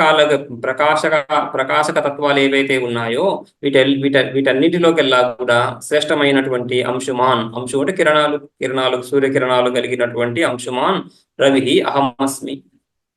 అక్కడ కూడా పరమాత్మ ఈ ఆదిత్యుడు తన రూపంగానే అభివ్యక్తం చేస్తున్నాడు. అదేవిధంగా హిమాంశుకు రాత్రిపూట కూడా ఆ చల్లని కిరణాలతో చంద్రుడు, అంటే సూర్యచంద్రులు, ఈ సూర్యచంద్రులు కూడా ఆ పరమాత్మ స్వరూపాలే అని. ఆ విధంగా ఈ మూర్తులు భూరంభాస్యనులో నిలోంభర మహర్నాథో హిమాంశుకు, ఇవన్నీ కూడా పరమాత్మ స్వరూపాలుగా ఇక్కడ ఆదిదైవిక ఆధ్యాత్మిక అంశాలు ఏవైతే ఉన్నాయో వాటన్నింటినీ కూడా పరమాత్మ రూపంగా చూస్తున్నాం. ఇక మిగిలినది ఆదిదైవిక ఆది భౌతిక రూపాలు. ఈ విధంగా ఆదిదైవిక ఆది భౌతిక రూపాలు చూసిన తర్వాత ఆధ్యాత్మిక రూపం పుమాన్ ప్రత్యేగాత్మ. ఈ ప్రత్యేగాత్మ కూడా ఆ దక్షిణామూర్తి యొక్క ఒక మూర్తి. రైట్. ఆ పరమాత్మ యొక్క ఒక రూప విశేషము ఎవరు? జీవుడు. అనేన జీవేన ఆత్మన అనుప్రవిశ్య నామరూపే వ్యాకరవాణి అని శృతి. అనేన జీవేన, అనేన ఈ జీవస్వరూపంగా ప్రవేశించి, ఈ చాందోగ్యంలోనే కదా, తేజో అప్ అన్న, తేజస్సు, అప్ అంటే జలాలు, అన్నం అంటే పృథివీ, పృథివీని అన్నం అని కూడా రెఫర్ చేస్తారు మా సామాన్యంగా వేదంలో కూడా. తేజో అప్ అన్న, అన్న అంటే అక్కడ పృథివీ, రైట్. సో ఈ తేజోవన్న స్వరూపాలను, ఈ తేజోవన్న దేవతలను సృష్టించినటువంటి పరమాత్మ ఈ విధంగా సంకల్పిస్తున్నాడు. ఈ దేవతలను ప్రవేశించి, ఏ విధంగా ప్రవేశించి?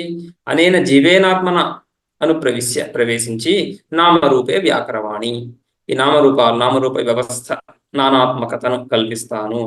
బహుశ్యాం ప్రజాయేయ అనే తైత్తిరీయంలో సంకల్పం చూస్తున్నాం కదా, ఆ విధంగా ఇక్కడ ఈ ప్రజాయేయ బహుశ్యాం బహుభవనం, అనేకత ఏ విధంగా వస్తా ఉంది? నామరూపాల ద్వారా. నామరూపే వ్యాకరవాణి, ఆయా నామాలను ఆయా రూపాలను వేటి ద్వారా? ఈ పంచభూతాల ద్వారా. చాందోగ్యంలో మూడు మహాభూతాల గురించి చర్చ, పృథ్వీ జల తేజస్సు. అయితే వాయు ఆకాశాలను మనం తైత్తిరీయం నుంచి అక్కడికి తీసుకొచ్చుకుంటాం.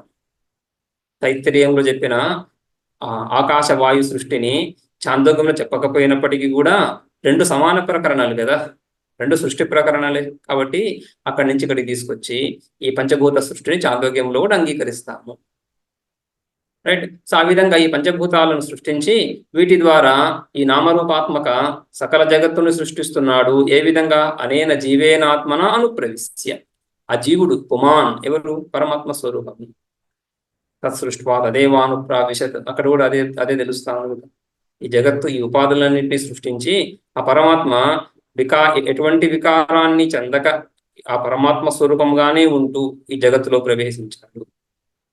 అందుకని అనుగతంగా ఈ జగత్తంతా కూడా వ్యాపించినటువంటి పరమాత్మ, ఈ జగత్తంతా కూడా పరమాత్మ వ్యాపించి ఉన్నాడు అని చెబుతూ ఈ భూరంభాస్యనలో నిలోంబర మహర్నాథో హిమాంసు పుమాన్ అని అష్టమూర్తిగా చెప్తున్నప్పుడు, ఈ అష్టమూర్తి, ఈ 8 మూర్తులలో ఆధ్యాత్మిక, ఆదిదైవిక, ఆది భౌతిక సకలాంశాలు కూడా అందులో అనుగతమై ఉన్నాయి కదా, అందులో పొందుపరిచి ఉన్నాయి కదా. అటువంటప్పుడు జగత్తులో ఏ విషయాలను ఏ వ్యక్తులు ఏ విధంగా ఉపాసిస్తున్నారో వాళ్ళందరూ కూడా ఆ పరమాత్మ స్వరూపాన్ని ఆయా ఉపాధుల ద్వారా ఉపాసిస్తున్నారని తెలుస్తుంది. సర్వదేవ నమస్కారం కేశవం ప్రతిగచ్చతి. ఎవరు ఏ విధంగా ఉపాసిస్తున్నారో ఆ పూజార్చనాదులన్నీ కూడా ఆ కేశవుణ్ణి, ఆ పరమాత్మనే పొందుతున్నారు, రైట్. ఈ విషయం మనం బ్రహ్మసూత్రాల్లో కూడా మూడో అధ్యాయం సాధన పాదం కదా, అందులో గుణోపసంహార న్యాయం చెప్పుకుంటూ ఉపాసనల గురించి చర్చ, అక్కడ ఎక్కువగా ఉపాసనల గురించి చర్చ చేస్తున్నప్పుడు ప్రతి ఉపాసనలో కూడా ఉపాస్య దేవత ఎవరు అని ప్రశ్న తీసుకొచ్చి, ఉపాస్య దేవత సకల ఉపాసనలలో పరమాత్మ స్వరూపమే అని నిర్ధారించడం. ఉపాసనలనే మనం సగుణంగా చెప్తున్నాం, కానీ ఉపాస్యం ఎవరు? నిర్గుణ పరమాత్మయే. పరమాత్మనే ఆయా గుణాలను ఆపాదించి మనం ఉపాసిస్తున్నాం, రైట్. ఉపాసన ఎప్పుడు కూడా పరమాత్మ స్వరూపానికి నువ్వు ఏ విధంగానైనా ఉపాసించదు. అనుగతం పరమాత్మ ఈ విధంగా సర్వవ్యాపకుడు, సర్వత్ర వ్యాపించి ఉన్నాడు అనే విషయాన్ని మనం ఈ విధంగా విచారించి తెలుసుకుంటున్నప్పుడు, శాస్త్రం ద్వారా తెలుసుకుంటున్నప్పుడు, ఉపాసించబడే సకల మూర్తులు, సకల రూపాలు, సకల విషయాలు ఆ పరమాత్మ యొక్క రూపాలే అవుతున్నాయి, రైట్. అనంత రూపాలు ఆయనవే అవుతున్నాయి కాబట్టి ఆయనే ఉపాస్యుడు సర్వత్ర అని. ఇక్కడ ఆ విధంగా ఒక పరిచ్ఛిన్న రూపంగా, ఒక విశేష రూపంగా అలా కాకుండా సమష్టి రూపంగా, సమష్టి బ్రహ్మాండం అంతా కూడా పరమాత్మ యొక్క అభివ్యక్తి అని చూడడం. ఈ విధంగా చూడడంలో సామాన్యంగా మనకు ఉపాసన, ఈ సామాన్యంగా పూజ, ఈ కర్మ, వీటిలో ఏ ద్వైతమైతే ప్రవేశిస్తా ఉందో, ఏ ద్వైతమైతే నిలబడుతుందో, ఏ ద్వైతంలోనే ఇవన్నీ ఈ కర్మలన్నీ జరుగుతున్నాయో, ఇక్కడ అలా కాకుండా ఉపాసన ద్వైత ప్రధానంగా అని అనుకున్నప్పటికీ కూడా ఇక్కడ ఈ ఉపాసనలో ఆ ద్వైతాన్ని అధిగమించడానికి మనకు ఉపాయం తెలుస్తా ఉంది. ఈ పంచభూతాలు, సూర్యచంద్రులు, రైట్. సకల వ్యవహారాలకి సూర్యచంద్రులే ఆధారం కదా. కాల గణన ఎలా చేస్తాం? కాలము, రైట్. ఈ రోజు, ఈ వారము, ఈ నెల, ఈ సంవత్సరము, ఇవన్నీ ఎలా గణన చేస్తున్నాం? సూర్యచంద్రుల యొక్క గమనంతోనే కదా. సౌరమానమని, చాంద్రమానమని. సౌరమానం అంటే సూర్యుడి ద్వారా మానం కొలవడం, చంద్రమానం చంద్రుడి యొక్క గమనాల ద్వారా కొలవడం. కాలం అంతా కూడా వీళ్ళ ద్వారానే కలుగుతా ఉంది కదా, రైట్. ఎందుకని? సకల వ్యవహారాలు సూర్యచంద్రుల సన్నిధిలో జరుగుతున్నాయి కాబట్టి కాలం కూడా ఈ వ్యవహారాల దృష్ట్యానే కాలం. కాలం అంటున్నప్పుడు ఈవెంట్స్ లో నుంచి కాలాన్ని మనం లెక్కిస్తున్నాం కదా. సో ఆ విధంగా ఈ సూర్యచంద్రులు అంటే వ్యవహారము, కాలము, వ్యవహారము, రైట్. ఈ పంచభూతాలు నామరూపాత్మకాలు. జగత్తుని సామాన్యంగా నామరూప కర్మ, నామరూప కర్మ అని జగత్తు చెప్తున్నాం కదా. నామరూపాత్మక అంటాము, నామరూప కర్మలు అని కూడా చెప్తున్నాం కదా. సో నామరూప కర్మలు అంటున్నప్పుడు నామరూపాలు పంచభూతాలు, కర్మ ఈ విధంగా ఈ అహర్నాథ హిమాంశు పుమాన్. జగత్తంతా కూడా, బ్రహ్మాండం అంతా కూడా, సంసారం అంతా కూడా ఏ సంసారాన్నైతే బంధనం అంటున్నామో, ఏ సంసారాన్నైతే దుఃఖాలయం అంటున్నామో, ఇప్పుడు ఆ సంసారాన్ని, ఆ జగత్తుని, బ్రహ్మాండాన్ని, సంసారం అనే పదము, బ్రహ్మాండం అనే పదము, ఈ రెండింటిలో కొంచెం తేడా ఉంది. సంసారం అంటున్నప్పుడు సంసారి అహం అనే భావనతో జగత్తును చూస్తున్నప్పుడు సంసారం అవుతుంది. అప్పుడు వాడు సంసారి అవుతున్నాడు. అంటే ఈ సాధన ద్వారా ఈ సాధ్యాన్ని పొందాలి అనేటువంటి గతి గమనం ఏదైతే ఉందో, వర్తమాన కాలంలో అహం కర్తనై ఉండి, భవిష్యత్ కాలంలో నేను భోక్తను, ఇక్కడ ఉన్నటువంటి నేను, రైట్. ఇక్కడి నుంచి ఒక అభ్యుదయాన్ని, ఒక గొప్పదైనటువంటి స్థితిని పొందుతున్నాను అని. ఇక్కడ ఒక అధమ స్థితిలో ఉన్నాను, నికృష్ట స్థితిలో ఉన్నాను, ఉత్కృష్ట స్థితికి వెళ్ళాలి అని ఆ ప్రయత్నాన్ని సంసారం, రైట్. ఆ విధంగా ఆ పరిచ్ఛిన్న బుద్ధితో చూస్తున్నప్పుడు బ్రహ్మాండాన్ని మనం సంసారం చేసేస్తాం. అలా కాకుండా చూస్తున్నప్పుడు ఒక వ్యష్టి, ఒక వ్యక్తి, ఒక కర్త, ఒక భోక్త అలా కాకుండా ఈ బ్రహ్మాండాన్ని చూస్తున్నప్పుడు ఈ బ్రహ్మాండాన్ని ఈశ్వర రూపంగా చూడొచ్చు, రైట్. సో ఆ విధంగా ఈ ఉపాసన ఈ పరిచ్ఛిన్న భావనను తొలగించి ఆ అపరిచ్ఛిన్న పరమాత్మ స్వరూపం వైపు తీసుకువెళ్తాం. అందుకని ఉపాసనాధికారి, జ్ఞానము జ్ఞానాధికారి, ఈ రెండింటిలో కొంత భేదం చెప్పుకున్నా కూడా ఉపాసన యొక్క ఈ ఉపాసనలు ఏవైతే ఉన్నాయో, ఉపనిషత్తుల్లో వచ్చేటువంటి ఉపాసనలు ఏవైతే ఉన్నాయో, ఈ విరాట్ ఉపాసనలు, ఇవి జ్ఞాని యొక్క స్వరూపం, జ్ఞానికి సహజంగా లభించేటువంటి స్థితి. జ్ఞాని సహజంగా ఈ పృథివీ జల తేజో వాయుర ఆకాశ సూర్యచంద్రాది ప్రత్యేగాత్మల్లో పరమాత్మనే చూస్తాడు. స్వాభావికంగా సహజంగా చూస్తాడు. విచారం ద్వారా ఈ భేదాలన్నీ హులుక్కి, ఈ భేదాలన్నీ లేవు అని తెలుసుకొని, ఈ భేదాలను నిరాకరించి, భేదాలను అతిక్రమించి ఈ అభేద స్వరూపాన్ని సర్వత్రా చూస్తాడు. తైత్తిరీయంలో మనము అహమన్నం అహమన్నం అహమన్నం అహమన్నాదోహమన్నాదోహమన్నాద అని చెప్తున్నప్పుడు ఆ జ్ఞాని ఆశ్చర్యంగా ఆ విధంగా ప్రకటిస్తున్నాడు తనను తాను. అన్నం అంటే ఈ విధంగా భోగ్యము, ఇవన్నీ కూడా ఈ పంచభూతాలు ఇవన్నీ బ్రహ్మాండం అంతా భోగ్యము. అహం అన్నాద, భోక్తను నేనే, భోగ్యాన్ని నేనే, ఏం ఆశ్చర్యం ఇది అని ఆ విధంగా ఆశ్చర్యాన్ని ప్రకటిస్తున్నాడు కదా, స్వాభావికంగా సహజంగా జ్ఞానము ద్వారా, రైట్. అప్రయత్నపూర్వకంగా, ప్రయత్నపూర్వకంగా కదా, అప్రయత్నపూర్వకంగా. అయితే ఉపాసనలో అదే స్థితి, అదే అనుభూతి, జ్ఞాని ఏ అనుభూతిని అయితే పొందుతున్నాడో, రైట్, తన స్వరూపాన్ని ఏ విధంగా అయితే తెలుసుకుంటున్నాడో దానిని ఉపాసకుడు ప్రయత్నపూర్వకంగా తెలుసుకుంటాడు, రైట్. సో ఆ విధంగా ఈ ఉపాసన, జ్ఞానము, వీటన్నింటికి ఒక అనుసంధానం కలుగుతూ ఉంది, రైట్. ఉపాసన ఇక్కడ నామబ్రహ్మోపాసన లేదా వాచం ధేనురితి ఉపాసీత అనే విధంగా వాక్కుని ధేనువుగా ఆ విధంగా ఉపాసన కాకుండా ఇక్కడ విరాట్ స్వరూపాన్ని ఉపాసిస్తున్నాం. అంటే ఆ జీవుడి యొక్క యథార్థ స్వరూపాన్ని, సర్వాత్మభావాన్ని, ఏ సర్వాత్మభావం అయితే విచారించి తెలుసుకోవాలో ఆ సర్వాత్మ భావాన్ని విచారించి తెలుసుకోలేక ఈ విధంగా ఉపాసించి అందులో స్థిరం అవడానికి, రైట్, ఆ స్థితిలో నిలబడడానికి ప్రయత్నం, రైట్. ఒక కొటేషన్ చాలా ఫ్రీక్వెంట్ గా కోట్ చేసే కొటేషన్ ఒకటి ఉంటుంది, సిద్ధస్య లక్షణాన్ని సాధకస్య సాధనాని అని. సిద్ధపురుషుడు జ్ఞాని యొక్క లక్షణాలు ఏవైతే ఉన్నాయో అవి సాధకుడికి సాధనలు అవుతున్నాయి. సాధకస సాధనాన్ని. సిద్ధపురుషుడి యొక్క లక్షణం అంటే వాడి స్వభావం, వాడు సహజంగా ఏ విధంగా అయితే ఉంటాడో, రైట్, ఆ సహజంగా వాడు ఉండేటువంటి ఆ స్వభావం, దాన్ని సాధకుడు ఉపాసకుడు ఉపాసించి ప్రయత్నపూర్వకంగా పొందుతున్నాడు.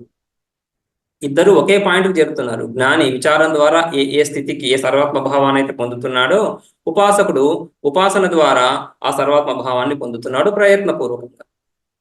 ఆ పొందుతున్నప్పుడు జ్ఞానిలో ఏ చిత్తశుద్ధి అయితే కలుగుతా ఉందో సహజంగా, అంటే ఈ వాడు అధికారి అయినాడు కాబట్టి వివేక, వైరాగ్య, సమాధి సంపత్తి, ముముక్షుత్వం ఇవన్నీ కలిగి ఉన్నాడు కాబట్టి ఏ చిత్తశుద్ధి అయితే అక్కడ ఉందో, ఉపాసకుడు ఈ భేదాలన్నింటినీ విడిచి వైరాగ్య ప్రధానంగా వెళ్తూ, వైరాగ్యం యందు అధిక శ్రద్ధను తెలుపుతూ ప్రయత్నపూర్వకంగా, ఇవన్నీ ప్రయత్నపూర్వకంగా చేస్తున్నాడు కదా.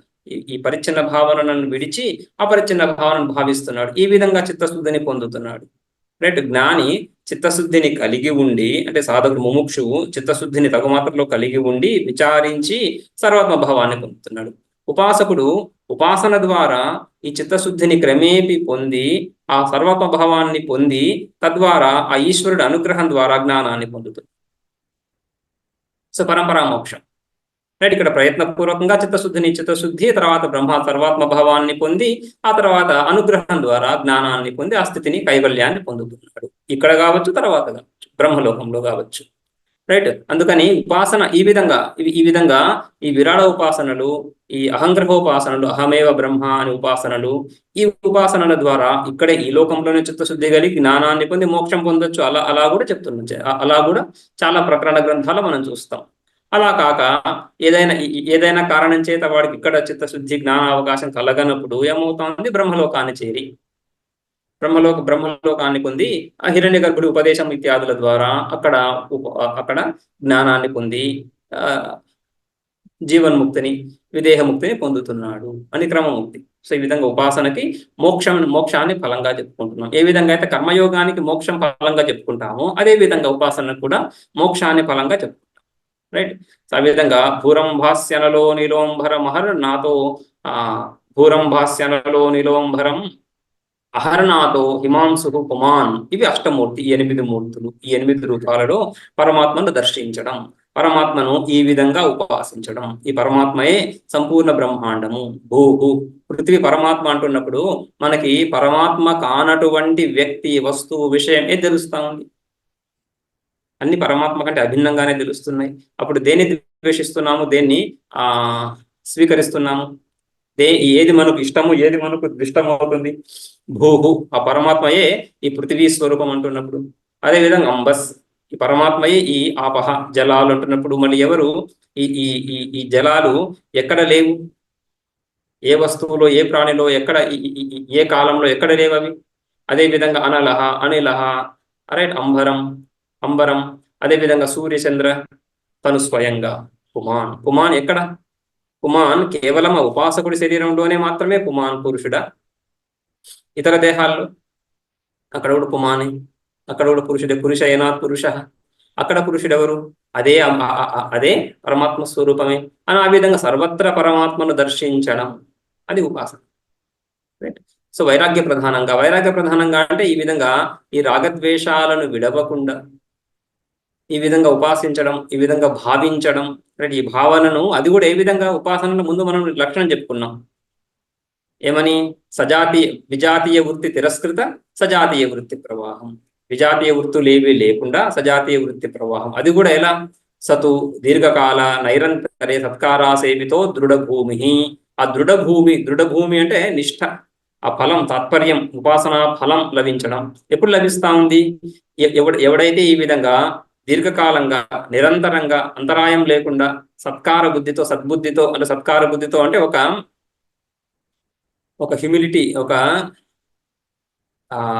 గౌరవభావంతో, ప్రేమభావంతో ఉపాసిస్తున్నప్పుడు, ఏదో ఎవరో బలవంతంగా నా నెత్తిన రుద్దేశారు అని కాకుండా, రైట్, ఏదో చిన్నపిల్లలు చిన్నప్పుడు కదా మనం హోంవర్క్ బలవంతంగా చేసినట్లుగా కాకుండా ఇష్టంగా చేస్తున్నప్పుడు, రైట్, ఆ విధంగా సత్కార సేవితో అప్పుడు కదా దృఢభూమి కలుగుతూ ఉండేది.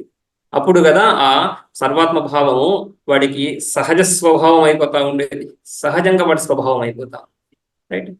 సో ఆ విధంగా కలుగుతున్నప్పుడు వాడికి ఆ ఆ అష్టమూర్తి రూపమైన దక్షిణామూర్తి అనుగ్రహం చేతనే జ్ఞానం కలుగుతుంది. ఇది చరాచరాత్మకమిదం. ఈ చరాచరాత్మకం, చరం అచరం, స్థావరం జంగమం, జడం చేతనం. ఈ జడచేతన వర్గం ఈ ప్రపంచంలో అంతా కూడా, ఈ జగత్ అంతా కూడా, జగత్తునంతటిని చర అచర. చర అంటే కదులుతున్నటువంటి, అచరము అంటే కదలనటువంటి, అదే స్థావరము. స్థావరం అంటే అచరము, కదలనటువంటి. జంగమం అంటున్నాం కదా, గమ్ ధాతుకే జంగమ రూపం, అంటే కదులుతున్నటువంటి, కదిలినటువంటి, కదిలేటువంటి, కదలనటువంటి రెండే, ఇంకా మూడోదేం లేదు మధ్యలో. సంపూర్ణ ఈ ప్రపంచమంతా కూడా, జడచేతన వర్గం అంతా కూడా అష్టమూర్తి రూపంగా, మూర్త్యష్టకం. యస్య మూర్త్యష్టకం ఏవ ఇది ఆభాతి. యస్య దక్షిణామూర్తే, ఏ దక్షిణామూర్తి యొక్క, ఏ పరమాత్మ యొక్క మూర్త్యష్టకం, మూర్తిలో అష్టకం. అష్టకం అంటే ఎనిమిది మూర్తుల సమూహము. ఈ ఎనిమిది మూర్తులు, ఈ ఎనిమిది కూడా ఆ యస్య పరమాత్మన. ఈ ఎనిమిది, ఏ ఎనిమిది? ఈ పృథ్వీ, ఈ పంచమహాభూతాలు 5, సూర్యచంద్రులు, పురుషుడు. ఈ ఎనిమిది కూడా ఎవరి ఎనిమిది మూర్తులై ఉన్నాయో, 8 రూప విశేషాలై ఉన్నాయో, 8 అభివ్యక్తులై ఉన్నాయో, రైట్, 8 అభివ్యక్తులు అయి ఉన్నాయో, ఈ చరాచరాత్మక జగత్ అంతా కూడా ఆ విధంగా ఆభాతి, ఆ విధంగా తెలుస్తా ఉంది. ఆ విధంగా తెలవాలంటే ఆ విధంగా ఉపాసించాలి. ఆ విధంగా ఉపాసిస్తున్నప్పుడు యస్య మూర్తి అష్టకం తస్య తస్మై, యత్పదానికి తత్పదానికి అన్వయం ఉంటుంది కదా. కాబట్టి యస్య మూర్తి అష్టకం, రైట్, ఇదం చరాచరాత్మకం, యస్య మూర్తి అష్టకం ఇది ఆభాతి, తస్మై శ్రీ గురుమూర్తయే దక్షిణామూర్తయే ఇదం నమః. ఆ దక్షిణామూర్తికి నమస్కారము, రైట్. ఆ విధంగా ఉపాసన. ఇక మూడో పాదంలో విమృశతాం. విమృశ అంటే విమర్శించడం, అంటే విమర్శన అంటే ఇక్కడ విచారిస్తున్నప్పుడు అని, రైట్. ఆ విమృశతాం, విచారిస్తున్నటువంటి విచారకులు, ఆ సాధకులు, ఆ జిజ్ఞాసువులు. ఆ జిజ్ఞాసువులు ఎవరైతే ఈ విధంగా విచారిస్తున్నారో విమృశతాం అంటున్నప్పుడు ఈ ఉపాసన గురించి కూడా చెప్పుకోవచ్చు. ఈ విధంగా ఉపాసిస్తున్నటువంటి అని కూడా. లేదా ముందు మనం ఈ మొదటి శ్లోకం నుంచి కూడా ఈ జగత్ మిథ్య అని, ఆ జగత్తుకు ఆధారభూతంగా పరమాత్మ స్వరూపం అని ఏ విధంగా అయితే విచారిస్తున్నామో ఆ విచారాన్ని విమృశతాం యస్మాత్ పరస్మాత్ విభోహో అన్యత్ కించన న విద్యతే. యస్మాత్, ఇక్కడ కూడా యత్పదం వచ్చింది కదా మళ్ళీ. యస్మాత్ పరస్మాత్ విభోహో, ఏ పరమాత్మ స్వరూపం. విభు అంటే వ్యాపకము అని, సర్వత్ర వ్యాపించినటువంటి. ఉపాసన చెప్పుకున్నాం మనం, ఈ పంచభూతాలంతటిలో వ్యాపించినటువంటి ఆ పరమాత్మ. అటువంటి విభు, పరమాత్మ కంటే కూడా అన్యత్, పరమాత్మ కంటే వేరుగా ఈ పంచభూతాలన్నీ పరమాత్మ స్వరూపమే. పరమాత్మయే పంచభూతాలుగా అభివ్యక్తమయ్యాడు అంటున్నప్పుడు ఆ పంచభూతాలకు ఆ పరమాత్మ కంటే వేరుగా పంచభూతాలు లేవు, ఆ పరమాత్మ కంటే వేరుగా ఇంకొక వస్తువేవి లేదు. ఎందుకంటే వస్తువులన్నీ పాంచభౌతికాలే. వస్తువులన్నీ కూడా జగత్తులో ఉండే సకల విషయాలు పాంచభౌతికాలే, రైట్. ఈ పాంచభౌతికాలకు విలక్షణంగా పుమాన్ జీవుడు. ఆ జీవుడిని కూడా మనం అష్టమూర్తుల్లోనే ఒక మూర్తిగా చెప్పుకున్నాం, రైట్. పంచభూతాలు విలక్షణంగా చెప్పుకోవాలంటే ప్రత్యేగాత్మను చెప్పుకోవాలి. ఆ ప్రత్యేగాత్మను కూడా ఈ అష్టమూర్తుల్లో చెప్పుకున్నాం కదా, రైట్. సో ఈ రెండింటికి ఇంటరాక్షన్, ఆ పుమాన్ కి తర్వాత పంచభూతాలకి వ్యవహారం కర్మ ద్వారా, దానికి సంబంధం అహర్నాథ హిమాంశు అని చెప్పుకున్నాం. రాత్రి పగలు, రైట్. రాత్రిపూట చంద్రుడి ద్వారా వ్యవహారం, పగటిపూట సూర్యుడి ద్వారా వ్యవహారం. సకల కర్మలకు కూడా ఈ జీవుడు, కర్మలు, జగత్తు, ఇవన్నీ కూడా జీవుడు, కర్మలు, జగత్తు, రైట్. సో ఇవన్నీ కూడా ఈశ్వరుడే, ఆ పరమాత్మయే అంటున్నప్పుడు జీవ ఈశ్వర జగత్ అభేదం. ఇక ఇంతకు మించి ఇంకేముంది జగత్ ఇంకా, రైట్. యస్మాత్ పరస్మాత్ విభో అన్యత్ కించన న విద్యతే. విమృశతాం, విచారిస్తున్నటువంటి ఆ జ్ఞానులకు ఈ పరమాత్మ కంటే కూడా వేరైనటువంటి ఏ వ్యాపక స్వరూపానికైతే, ఏ వ్యాపక స్వరూపం కంటే వేరైనటువంటిది ఏది తెలుసుకోవటం లేదో ఆ పరమాత్మ, ఆ దక్షిణామూర్తి. అక్కడ కూడా యస్మాత్ అనేది యత్పదం కదా, తస్మై తత్పదం, యత్ తత్పదాలకు అన్వయం. యస్మాత్ పరస్మాత్ తస్మై, తస్మై శ్రీ గురుమూర్తయే శ్రీ దక్షిణామూర్తయే ఇదం నమః. ఈ నమస్కారాలు. రైట్. సో ఈ విధంగా విచారము, విచార ఫలము ఆ దక్షిణామూర్తితో తాదాత్మ్యమే. ఉపాసనా ఫలము ఆ దక్షిణామూర్తితో తాదాత్మ్యమే. సో ఉపాసన, విచారము రెండు కూడా ఒకే లక్ష్యాన్ని పొందుతున్నాయి. అందుకని గీతలో కూడా ఈ సాంఖ్యం, యోగం ఈ రెండు పృథక్ పృథక్ కాదు, వేరు వేరు కాదు. వేరు కాదు అంటే రెండిటి యొక్క లక్ష్యము, రెండిటి యొక్క ఫలము, రెండిటి యొక్క గమ్యస్థానము ఒకటే. కర్మయోగం ద్వారా ఏ లోకాన్ని పొందాలనుకుంటున్నాడు? ఏ లోకాన్ని పొందడానికి కర్మయోగం చేస్తున్నాడు? ఎందుకంటే కర్మయోగం అంటున్నప్పుడే అక్కడ భోక్తృత్వాన్ని విడుస్తున్నాడు కదా. రైట్. కర్మఫలాల యందు ఆసక్తిని విడిచి కర్మ చేస్తున్నాడు. అటువంటి కర్మయోగి ఏ లోకాన్ని పొందుతాడు? ఆత్మలోకాన్ని. ఆత్మలోకం అని చెప్పాలి కదా. ఇతర లోకాల ఆసక్తి లేదని కదా కర్మయోగం. ఇతర లోకాలతో ఆసక్తి ఉంటే అది కర్మయోగం అనిపించకూడదు, కర్మ అవుతుంది. కర్మ బంధనకారి, కర్మ సంసారం వైపు తీసుకువెళ్తా ఉంది. కాబట్టి ఎప్పుడైతే వాడు కర్మఫలాపేక్ష లేకుండా కర్మలు చేస్తున్నాడో, ఆ కర్మఫలాపేక్ష లేకపోవడం చేత ఆ కర్మయోగము నివృత్తి మార్గం అవుతుంది. అదే మోక్షం వైపే వాడు అడుగు వేస్తున్నాడు. అటువంటి కర్మయోగి జ్ఞానం కంటే కూడా, సాంఖ్యయోగం కంటే కూడా వేరేలా అవుతుంది? ఎందుకంటే ఇద్దరు లక్ష్యాలు ఒకటే ఉన్నాయి కాబట్టి. ఆ ఫల దృష్ట్యా ఓకే, కర్మయోగం పరంపరయా ఫలాన్ని ఇవ్వచ్చు, జ్ఞానం ద్వారానే ఫలాన్ని ఇవ్వనిగాక, కానీ ఫలం మాత్రం ఆత్మస్వరూపమే అవుతుంది. పరంపరగా అని చెప్పుకోవాలంతే, అదొక్కటే భేదం. పరంపరగా ఫలాన్ని ఇస్తా ఉంది, కానీ ఫలం మాత్రం మోక్షమే కదా, వేరే ఫలం ఏముంది అక్కడ? కర్మయోగం చేస్తూ లక్ష్యాన్ని, గమ్యాన్ని చేరక ముందే గనక వాడు ఈ దేహాన్ని విడవలసిన పరిస్థితి వస్తే ఏమవుతుంది? విచారం చేసేవాడు విచార లక్ష్యాన్ని, ఫలాన్ని పొందక మునిపే గనక దేహాన్ని విడిస్తే ఏమవుతుందో అదే అవుతుంది. రైట్. వాడి సాధన ఏదైతే, కర్మయోగం ఏదైతే ఉందో, ఏ విధంగా అయితే ఈ జ్ఞానయోగంలో విచారాన్ని చేస్తున్నటువంటి వాడి యొక్క సాధన ఏదైతే ఉందో, ఈ రెండు కూడా వ్యర్థం కావటం లేదు. కాబట్టి వాడు ఊర్ధ్వలోకాలు, ఉత్తమ లోకాలకు వెళ్తూ మళ్ళీ వాడి సాధనను పొందుతున్నాడు. మరి వాడి మార్గాన్ని పొందుతూ పరిపక్వ దశను చేరుకుంటాడు క్రమేపీ అని. రైట్. సో ఆ విధంగా ఏ విధంగా చూసినా కూడా కర్మయోగము, సాంఖ్యయోగము రెండు ఒకే లక్ష్యం వైపు వెళ్తున్నాయి. రెండు ఒకటి అని ఏ విధంగా చెప్పుకుంటాము, అదే విధంగా ఇక్కడ కూడా ఉపాసనా లక్ష్యము, ఉపాసనా గమ్యము అదే పరమాత్మ స్వరూపము. అదే పరమాత్మ స్వరూపంతో తాదాత్మ్యము. అదే ఏకత్వ బోధ. సాక్షాత్తుగా మనం స్టార్టింగ్ బిగినింగ్ లోనే ఏం చెప్పుకుంటున్నాము? సర్వాత్మ భావం అని చెప్పుకుంటున్నాం కదా. సర్వాత్మ భావంలో నిలబడడానికి ప్రయత్నం ఉపాసన. ఆ సర్వాత్మ భావంలో ఉండడం అనేది లక్ష్యం. అది నువ్వు విచారించి ఆ స్థితిలో ఉంటావా, ఉపాసించి ఆ స్థితిలో ఉంటావా? ఎవరి అభిరుచి ప్రకారంగా వాళ్ళు ఆ సాధన తీసుకుంటారు, ఎవరి సామర్థ్యం ప్రకారంగా.